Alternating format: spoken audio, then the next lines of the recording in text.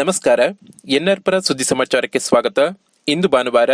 ನಾನು ಚಂದ್ರಮೋಹನ್ ಮಕ್ಕೀಮನೆ. ಸುದ್ದಿಗಳ ವಿವರ. ರೈತರು ಕಷ್ಟಪಟ್ಟು ಬೆಳೆ ಬೆಳೆಯುತ್ತಾರೆ. ಆದರೆ ಆ ಬೆಳೆಯ ಬೆಲೆ ಕಟ್ಟುವವರು ಮಾತ್ರ ವ್ಯಾಪಾರಿಗಳಾಗಿರುವುದು ವಿಪರ್ಯಾಸವಾಗಿದೆ ಎಂದು ಕೊಪ್ಪ ಎಪಿಎಂಸಿ ಅಧ್ಯಕ್ಷ ಎಸ್ಡಿ ರಾಜೇಂದ್ರ ತಿಳಿಸಿದರು. ಅವರು ಶನಿವಾರ ಕಾನೂರು ವಿಎಸ್ಎಸ್ಎನ್ ಸಭಾಂಗಣದಲ್ಲಿ ತಾಲೂಕು ಕೃಷಿಕ ಸಮಾಜ ಹಾಗೂ ಕಾನೂರು ವಿಎಸ್ಎಸ್ಎನ್ ಸಂಯುಕ್ತ ಆಶ್ರಯದಲ್ಲಿ ನಡೆದ ವಿಜ್ಞಾನಿಗಳೊಂದಿಗೆ ಸಂವಾದ ಕಾರ್ಯಕ್ರಮ ಉದ್ಘಾಟಿಸಿ ಮಾತನಾಡಿದರು. ಇತ್ತೀಚಿನ ವರ್ಷಗಳಲ್ಲಿ ಅಕಾಲಿಕ ಮಳೆ, ಅತಿವೃಷ್ಟಿಯಿಂದಾಗಿ ರೈತರು ಪ್ರಕೃತಿ ವಿರುದ್ಧ ಹೋರಾಟ ಮಾಡಬೇಕಾಗಿದೆ ಎಂದರು.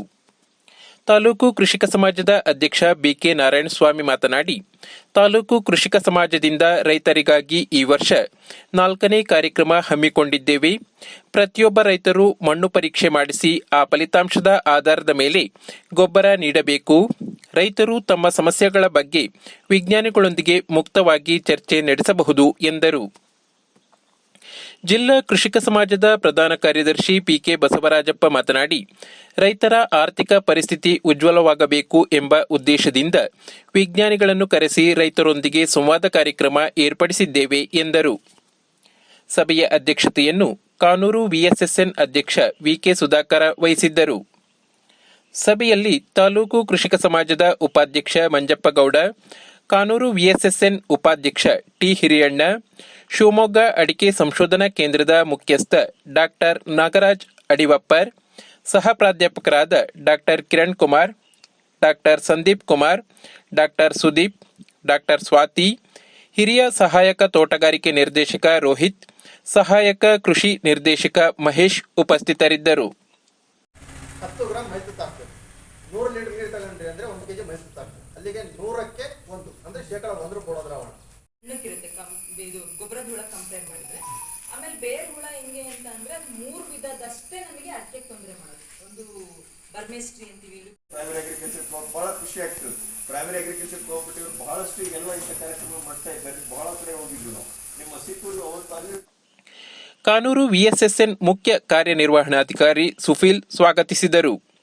ಪಿಕೆ ಬಸವರಾಜಪ್ಪ ಕಾರ್ಯಕ್ರಮ ನಿರೂಪಿಸಿದರು.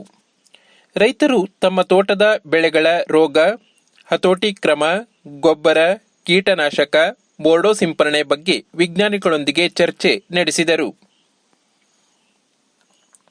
ನರಸಿಂಹರಾಜಪುರ ಸೀನಿಯರ್ ಚೇಂಬರ್ ಇಂಟರ್ನ್ಯಾಷನಲ್ನ ಆಶ್ರಯದಲ್ಲಿ ಗುರುಪೂರ್ಣಿಮೆ ಪ್ರಯುಕ್ತ ಕನ್ಯಾಕುಮಾರಿ ಹಾಲ್ನಲ್ಲಿ ನಿವೃತ್ತ ಉಪನ್ಯಾಸಕರಾದ ಡಿ ನಾಗೇಶ್ ಗೌಡ ಹಾಗೂ ಪಿಎಸ್ ವಿದ್ಯಾನಂದ ಕುಮಾರ್ ಅವರನ್ನು ಗುರುವಾರ ಸನ್ಮಾನಿಸಲಾಯಿತು. ಸಭೆಯ ಅಧ್ಯಕ್ಷತೆಯನ್ನು ಸೀನಿಯರ್ ಚೇಂಬರ್ ಅಧ್ಯಕ್ಷ ಎಸ್ಎಸ್ ಜಗದೀಶ್ ವಹಿಸಿದ್ದರು. ಸಭೆಯಲ್ಲಿ ಕಾರ್ಯದರ್ಶಿ ಕೆಎಂ ಕೃಷ್ಣಮೂರ್ತಿ, ಉಪಾಧ್ಯಕ್ಷ ಡಿ ರಮೇಶ್, ಸದಸ್ಯರಾದ ಕೆವಿ ಸುಬ್ರಹ್ಮಣ್ಯ, ತೀರ್ಥಹಳ್ಳಿಯ ಎಚ್ಎಸ್ ಸೂರ್ಯನಾರಾಯಣ್, ಮೈಸೂರಿನ ಡಾಕ್ಟರ್ ಎಚ್ವಿ ವಿಶ್ವನಾಥ್ ಉಪಸ್ಥಿತರಿದ್ದರು. 30 ಸದಸ್ಯರು ಕಾರ್ಯಕ್ರಮದಲ್ಲಿ ಭಾಗವಹಿಸಿದ್ದರು. ನಿಯಮಿತ ಪರೀಕ್ಷೆಯಿಂದ ಆರೋಗ್ಯ ಸಮಸ್ಯೆ ತಿಳಿದುಕೊಳ್ಳಿ ಎಂದು ಸಿವಿಲ್ ಹಿರಿಯ ನ್ಯಾಯಾಧೀಶ ಟಿಕೆ ರಘುನಾಥಗೌಡ ಕರೆ ನೀಡಿದರು. ಅವರು ಇತ್ತೀಚೆಗೆ ಪಟ್ಟಣದ ನ್ಯಾಯಾಲಯದ ಸಭಾಂಗಣದಲ್ಲಿ ತಾಲೂಕು ವಕೀಲರ ಸಂಘ, ನ್ಯಾಯಾಂಗ ಇಲಾಖೆ ಹಾಗೂ ಆರೋಗ್ಯ ಇಲಾಖೆ ಸಂಯುಕ್ತ ಆಶ್ರಯದಲ್ಲಿ ಆಯೋಜಿಸಿದ್ದ ನ್ಯಾಯಾಲಯದ ಸಿಬ್ಬಂದಿಗೆ ಆರೋಗ್ಯ ತಪಾಸಣಾ ಶಿಬಿರದ ಅಧ್ಯಕ್ಷತೆ ವಹಿಸಿ ಮಾತನಾಡಿದರು. ಇತ್ತೀಚಿನ ದಿನಗಳಲ್ಲಿ ಸಾರ್ವಜನಿಕರು ಒತ್ತಡದ ಬದುಕು ನಡೆಸುತ್ತಿದ್ದು ತಮ್ಮ ಆರೋಗ್ಯದ ಬಗ್ಗೆ ಕಾಳಜಿ ವಹಿಸುತ್ತಿಲ್ಲ ಎಂದರು. ಕಿರಿಯ ಸಿವಿಲ್ ನ್ಯಾಯಾಧೀಶ ಜೀತು ಆರ್ಎಸ್ ಮಾತನಾಡಿ, ನ್ಯಾಯಾಂಗ ಇಲಾಖೆ ಸಿಬ್ಬಂದಿ ಒತ್ತಡದಲ್ಲಿ ಕಾರ್ಯನಿರ್ವಹಿಸುತ್ತಿರುತ್ತಾರೆ. ಈ ರೀತಿ ಆರೋಗ್ಯ ಶಿಬಿರಗಳು ನಿರಂತರವಾಗಿ ನಡೆಯುವುದರಿಂದ ಮುಂದೆ ಬರಬಹುದಾದ ಅನೇಕ ಕಾಯಿಲೆಗಳನ್ನು ಪ್ರಾರಂಭದಲ್ಲೇ ತಡೆಗಟ್ಟಬಹುದು ಎಂದರು. ತಾಲೂಕು ಆರೋಗ್ಯ ಅಧಿಕಾರಿ ಡಾಕ್ಟರ್ ನರಸಿಂಹಮೂರ್ತಿ ಈ ಸಂದರ್ಭದಲ್ಲಿ ಮಾತನಾಡಿದರು. ಶಿಬಿರದಲ್ಲಿ 43 ಮಂದಿ ಆರೋಗ್ಯ ಪರೀಕ್ಷಿಸಿಕೊಂಡರು. ತಾಲೂಕು ವಕೀಲರ ಸಂಘದ ಅಧ್ಯಕ್ಷ ಸಾಜು, ಸರ್ಕಾರಿ ಸಹಾಯಕ ಅಭಿಯೋಜಕ ಗದಿಗೆಪ್ಪ ನೇಕಾರ್, ದಂತವೈದ್ಯ ಡಾಕ್ಟರ್ ಶ್ರೀನಿವಾಸ್, ಡಾಕ್ಟರ್ ನಿಶಾಲ್ ವಸಂತ್ ಕುಮಾರ್, ತಾಲೂಕು ಆರೋಗ್ಯ ಶಿಕ್ಷಣಾಧಿಕಾರಿ ಪಿಪಿ ಬೇಬಿ ಉಪಸ್ಥಿತರಿದ್ದರು. ನ್ಯಾಯಾಲಯದ ಪ್ರಿಮೈಸಸ್ ಒಳಗಡೆ ಒಂದು ಉಚಿತ ಆರೋಗ್ಯ ತಪಾಸಣಾ ನರಸಿಂಹರಾಜಪುರ ಪಟ್ಟಣದ ಬಸ್ತಿ ಮಠದ ಮಹಾವೀರ ಭವನದಲ್ಲಿ ಗುರುವಾರ ಜ್ವಾಲಾಮಾಲಿನಿ ಬಾಲಿಕಾ ಪ್ರೌಢಶಾಲೆ ಹಾಗೂ 2008 ಶ್ರೀ ಚಂದ್ರಪ್ರಭಾ ಚಾರಿಟಬಲ್ ಟ್ರಸ್ಟ್ ವತಿಯಿಂದ ಪ್ರೌಢಶಾಲೆಯ ವಿದ್ಯಾರ್ಥಿನಿ ಸಂಘ ಉದ್ಘಾಟನೆ ಹಾಗೂ ಜ್ವಾಲಾಮಾಲಿನಿ ದೇವಿ ಆಂಗ್ಲ ಮಾಧ್ಯಮ ಶಾಲೆಯ ಮಕ್ಕಳ ವಿವಿಧ ಸಮಿತಿಯ ನಾಯಕರುಗಳ ಪದಗ್ರಹಣ ಸಮಾರಂಭವು ನಡೆಯಿತು.